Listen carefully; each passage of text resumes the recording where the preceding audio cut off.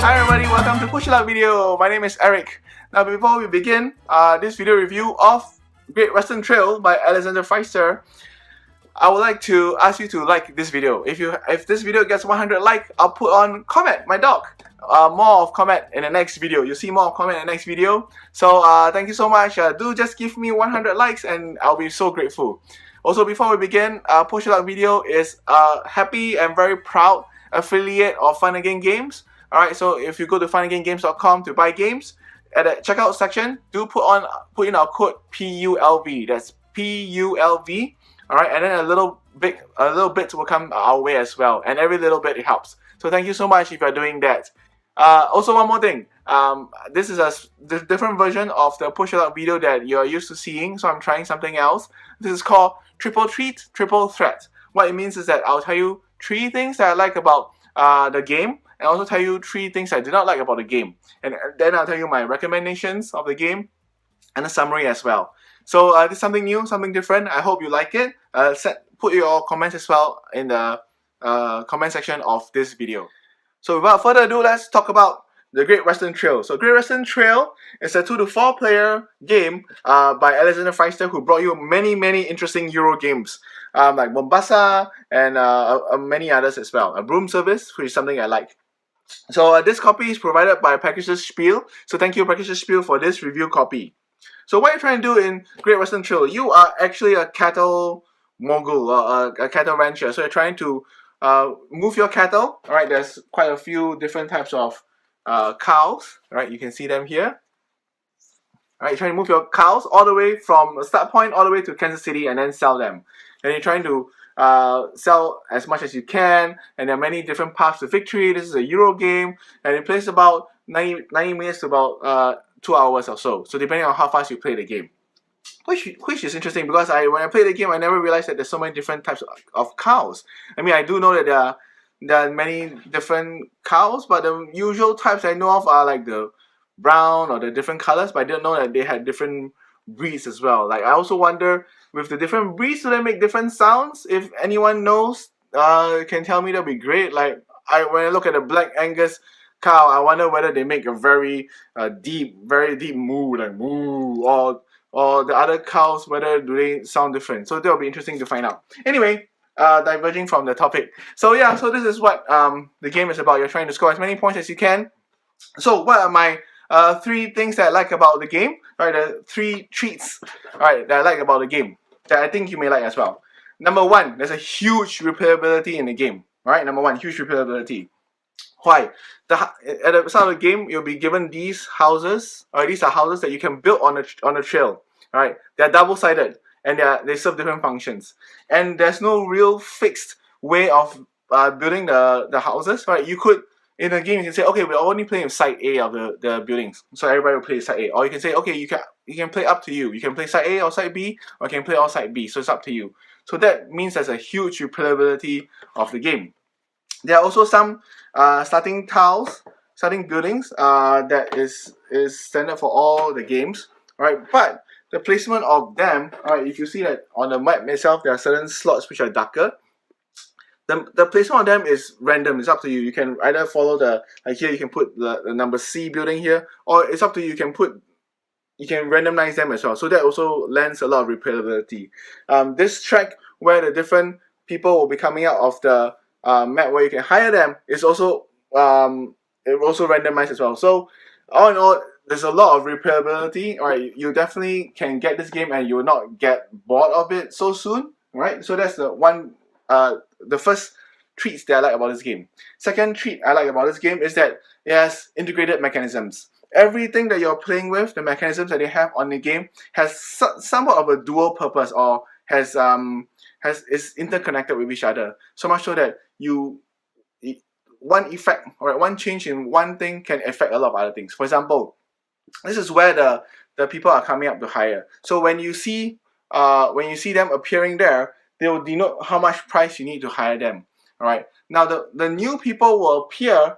This is like the future market. So from here you see that there are new people coming up. So when they come onto the board here, you know that you can hire them.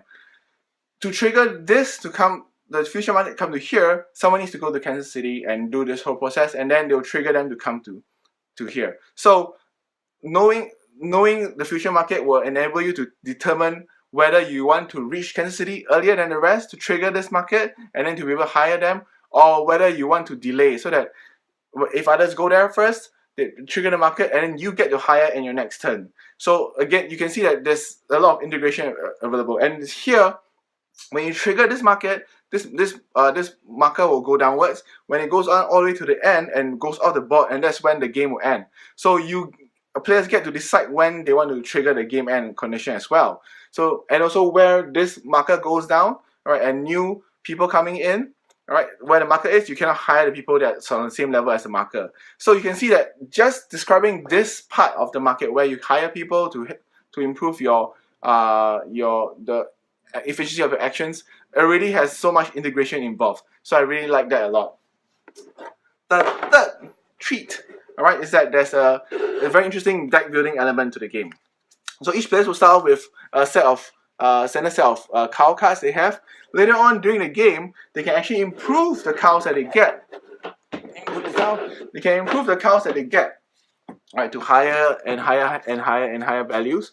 Alright, why? Because when you want to reach Kansas City, you want to have different color or different cow cards in your hand.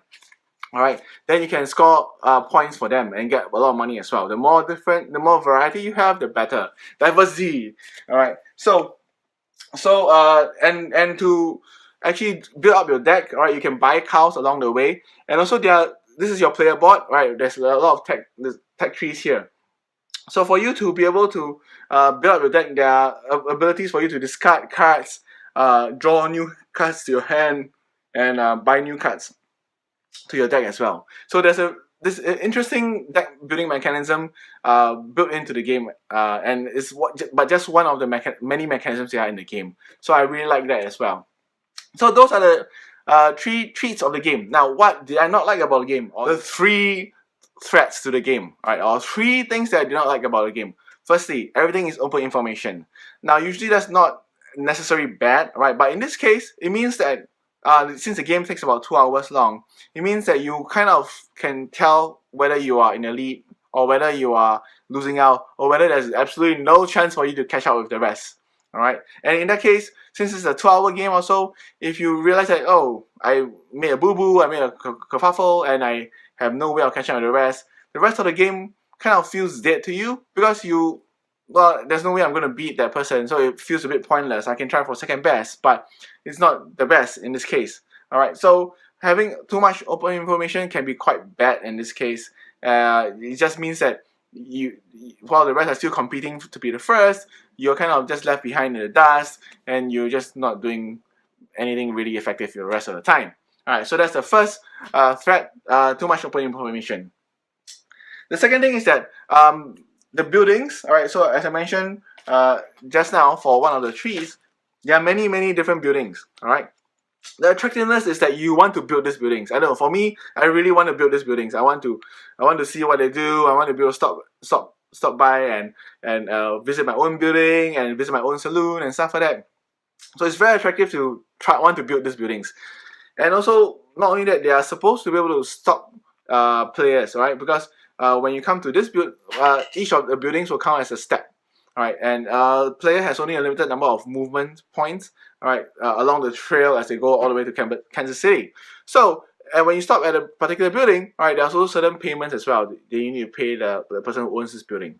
However, to build these buildings, alright, is actually not as easy as it sounds. Alright, you need a certain number of builders in your player board, alright, and then you also need to land on the specific tile that allows you to build buildings, alright, and then you also need to pay to build buildings. So, to actually build a building and place it there to block people, alright, it's quite a high cost to do it. Alright, a lot of actions, a lot of cost is needed, which takes you away from the other things that you can do in the game. The problem with that is that stopping other players as well is also not an effective stop. So even though you can place buildings along the trail, there are many paths along the trail all the way to Kansas City that the player can take. And more often than not, a player can find a cheaper path, alright, and then usually it bypasses your buildings as well. So the building tiles it feels a bit like a trap to me. It's like it's trapping you. Oh, you want to build these things? Okay, you can build them. It's cool, it's fancy. You get your own buildings and stuff like that. You get to go to them, do more actions than other people. But at the same time, to get to that effective building engine, right, it takes quite a bit of effort to do so. And I haven't really been able to do so, and I haven't seen other people do it.